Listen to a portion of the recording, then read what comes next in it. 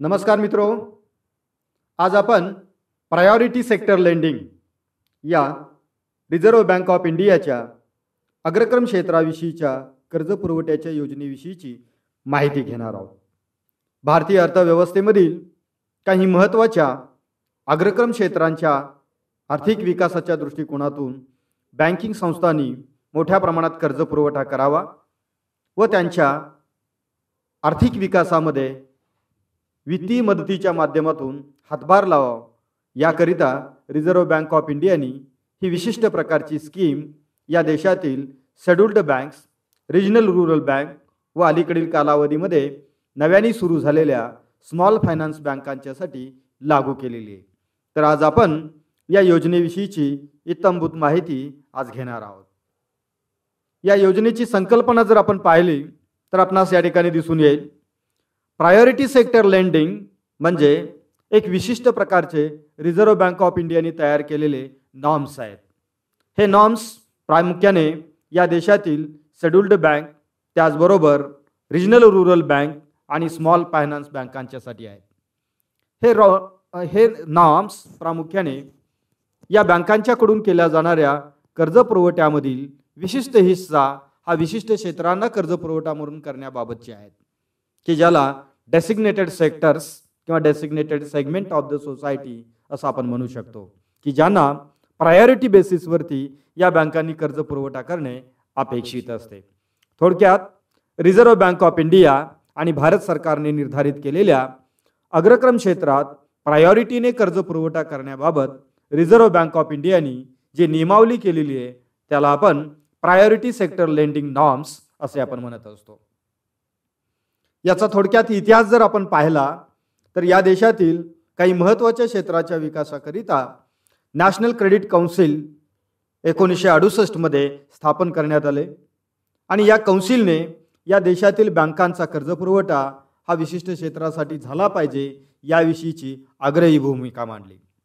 त्या अनुषंगाने एक informal study group on statistics relating to advances to the priority sectors हा एक ग्रुप मे 1971 मध्ये स्थापन करण्यात आला आणि त्या ग्रुपमध्ये झालेल्या डिस्कशननुसार या ग्रुपच्या शिफारशीच्या अनुषंगाने 1972 मध्ये काही महत्त्वाची सेक्टर्स ही प्रायोरिटी सेक्टर्स म्हणून आयडेंटिफाय करण्यात आली, की ज्यामध्ये प्रामुख्याने लघु उद्योग, मायक्रो किंवा स्मॉल फायनान्स, स्मॉल इंडस्ट्रीज, त्याचबरोबर ॲग्रिकल्चर सेक्टर यासारख्या काही महत्त्वाच्या क्षेत्रांचा समावेश या प्रायोरिटी सेक्टरमध्ये करण्यात आला. तथापि 1974 पर्यंत या क्षेत्राला किती मोठ्या प्रमाणात कर्ज पुरवठा करणं आवश्यक आहे याविषयीचे नॉर्म्स मात्र निर्धारित करण्यात आलेले नव्हते.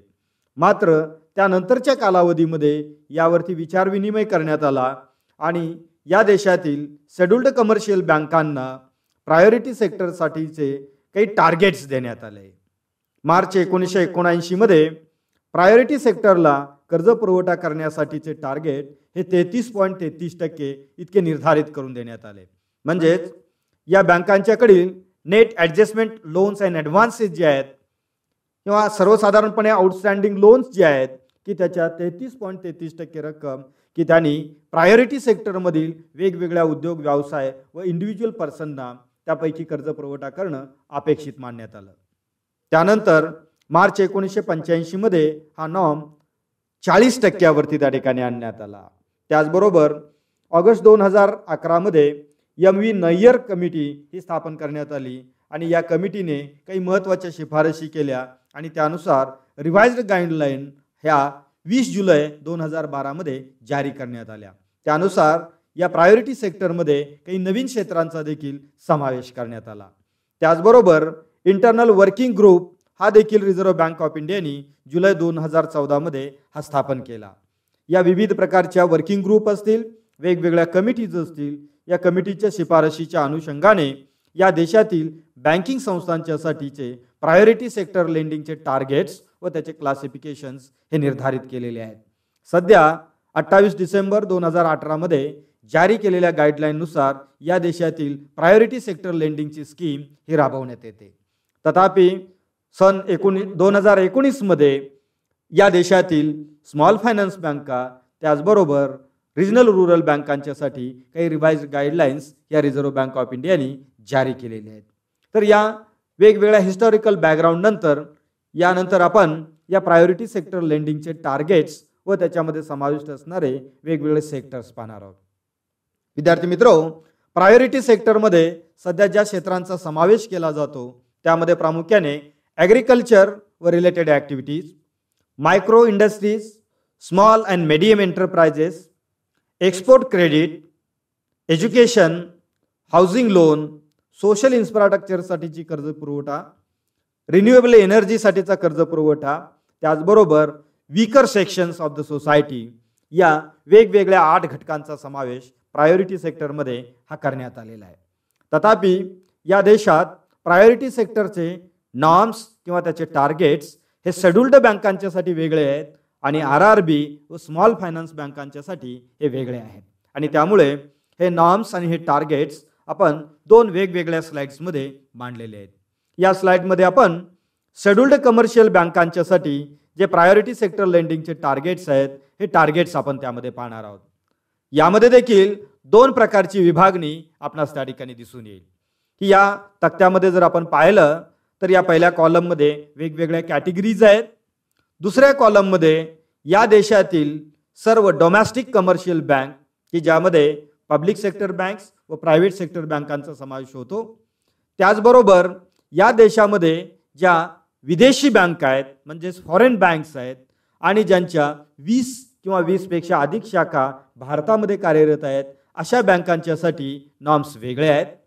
आणि ज्या फॉरेन बँक्स भारतामध्ये कार्यरत आहेत आणि ज्यांच्या 20 पेक्षा कमी शाखा देशामध्ये काम करत आहेत त्यांच्यासाठीचे नॉर्म्स हे वेगळे आहेत. तर यामध्ये जर आपण पाहिलं तर पहिला जो नॉर्म आहे तो ॲग्रिकल्चर सेक्टरच्या कर्ज पुरवठ्याशी संबंधित आहे. या देशातील सर्व बँकांच्यासाठी जे पब्लिक सेक्टर बँक्स व प्रायव्हेट सेक्टर बँकांच्यासाठी PSL अंतर्गत ॲग्रिकल्चर लोनसाठीचं लिमिट ही त्या ठिकाणी किमान 18% इतकी निर्धारित करण्यात आलेली आहे. त्याचबरोबर मायक्रो अँड स्मॉल एंटरप्राइजेससाठी ही किमान मर्यादा 7.5% इतकी निर्धारित करण्यात आलेली आहे. त्याचबरोबर वीकर सेक्शनसाठीचा कर्ज पुरवठ्यामध्ये ही किमान मर्यादा ही 10% निर्धारित करण्यात आलेली आहे आणि उर्वरित कर्ज पुरवठा या 8 वेगवेगळ्या कॅटेगरीमध्ये 4.5% पर्यंत किमान करणे अपेक्षित आहे. अर्थात agriculture sector, micro enterprises, weaker section यासाठी निर्धारित करून दिलेली लिमिट किंवा टार्गेट हे मिनिमम टार्गेट आहे. जे 18%, 7.5% व 10% हे मिनिमम टार्गेट असून किमान तिथपर्यंतचा कर्ज पुरवठा या बँकांनी करणे अपेक्षित आहे. तथापि या बँकिंग संस्था यापेक्षा अधिक रकमेचा कर्ज पुरवठा या क्षेत्रासाठी करू शकतात. तथापि ओव्हरऑल त्यांच्या एकूण कर्ज पुरवठ्यापैकी किमान 40% कर्ज पुरवठा या 8 वेगवेगळ्या सेक्टरला करणं आवश्यक आहे. तथापि या देशातील 20 पेक्षा कमी ब्रांचेस असणाऱ्या विदेशी बँकांच्यासाठी मात्र इंटरनल सब टार्गेट जे आहेत ते निर्धारित करून देण्यात आलेले नाहीत. मात्र यांच्या एकूण कर्ज पुरवठ्यापैकी 40% कर्ज पुरवठा या देशातील या प्रायोरिटी सेक्टरला करणे आवश्यक आहे. तथापि काही बँकांना कर्ज पुरवठ्या व्यतिरिक्त एक वेगळा पर्याय देखील त्या ठिकाणी दिलेला आहे की त्याला आपण प्रायोरिटी सेक्टर लेंडिंग सर्टिफिकेट्स असं आपण म्हणतो. या पुढच्या स्लाइडमध्ये आपण त्याविषयीची देखील तपशीलवार माहिती घेणार आहोत. तर विद्यार्थी मित्रांनो, या देशातील शेड्यूल्ड बँकांच्यासाठी ॲग्रिकल्चर करिता 18%, मायक्रो एंटरप्राइजेससाठी 7.5%, वीकर सेक्शनसाठी 10% आणि इतर उर्वरित सेक्टरसाठी 4.5% आणि ओव्हरऑल 40% कर्ज पुरवठा हा प्रायोरिटी सेक्टरला करणे हे बंधनकारक करण्यात आलेलं आहे. तथापि या देशातील रिजनल रूरल बँक्स म्हणजेच RRB व स्मॉल फायनान्स बँक म्हणजेच लघु वित्त पुरवठा बँका यांच्यासाठीचे नॉर्म्स मात्र हे वेगळे आहेत. विशेषतः 1976 मध्ये सुरू झालेल्या प्रादेशिक ग्रामीण बँका व 2015 पासून सुरू होत असलेल्या स्मॉल फायनान्स बँका या देशातील प्रायोरिटी सेक्टरला कर्ज पुरवठा करण्यासाठीच स्थापन करण्यात आलेले आहेत आणि त्यामुळे या बँकांच्यासाठी टोटल प्रायोरिटी सेक्टरसाठीचा जो कर्ज पुरवठ्याचा किमान जो रूल आहे तो 75% आहे. मात्र इतर बँकांच्यासाठी तो 40% आहे. यामध्ये अंतर्गत जर वर्गीकरण जर आपण पाहिलं तर ॲग्रिकल्चरसाठी या बँकांनी किमान 18% कर्ज पुरवठा करणं अपेक्षित आहे. स्मॉल आणि मार्जिनल फार्मरसाठी 8% कर्ज पुरवठा करणं अपेक्षित आहे. मायक्रो एंटरप्राइजेससाठी 7.5%, वीकर सेक्शनकरिता 15% आणि इतर क्षेत्राकरिता 26.5% कर्ज पुरवठा करणं अपेक्षित आहे. जे या पद्धतीने या RRB व स्मॉल फायनान्स बँकांनी त्यांच्या कर्ज पुरवठ्यामधील 75% कर्ज पुरवठा हा या क्षेत्राला प्रायोरिटी सेक्टरला करणे हे बंधनकारक करण्यात आलेले आहे. म्हणजेच या दोन प्रकारच्या बँकांच्या मधील फरक जर आपण पाहिला तर सर्वसाधारण शेड्यूल्ड कमर्शियल बँकांच्यासाठी प्रायोरिटी सेक्टर लेंडिंगचा नॉर्म हा 40%चा आहे आणि RRB व स्मॉल फायनान्स बँकांच्या बाबतीमध्ये हा नॉर्म 75%चा आहे. हा फरक आपण त्या ठिकाणी लक्षात ठेवणे आवश्यक आहे. या दोन्ही बँकांच्यासाठी वीकर सेक्शनसाठीचा कर्ज पुरवठा हा करणं अपेक्षित आहे. तथापि या वीकर सेक्शनमध्ये ज्या घटकांचा समावेश करण्यात आलेला आहे की त्यामध्ये या पुढील वेगवेगळ्या घटकांचा अंतर्भाव होतो. त्यामध्ये प्रामुख्याने small and marginal farmer, artisans, village and cottage industries, त्याचबरोबर beneficiaries under government sponsored schemes की ज्यामध्ये national rural livelihood mission, national urban livelihood mission, self employment schemes अशा अनेक वेगवेगळ्या प्रकारचे ज्या स्कीम्स आहेत या स्कीमच्या बेनिफिशरीसाठी कर्ज पुरवठा करणं अपेक्षित आहे.